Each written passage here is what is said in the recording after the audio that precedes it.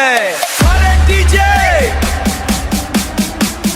Volume फुल, आज मिथिला में शाही नहीं, आज पार्टी फटने वाली है।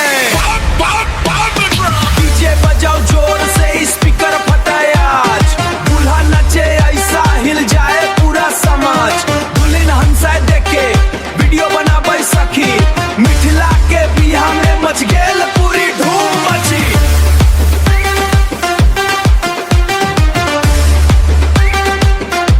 मच गेल पूरी धूम मची।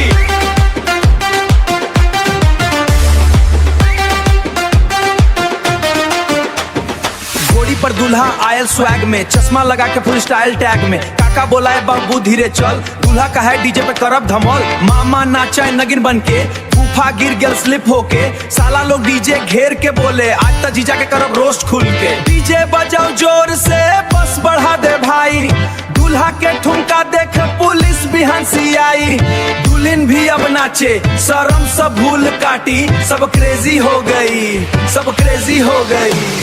लाल लहंगा में दुल्हन फायर, दूल्हा देख के हो गया वायर।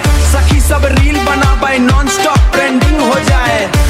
आज टिकटॉक टाइप बाबूजी भी थोड़ा नाचे, मामी जी क्लैप पे आचे, पूरा गांव कहे एक बार बहन बिया फेर कहिए हो आज, फेर कहिए हो आज।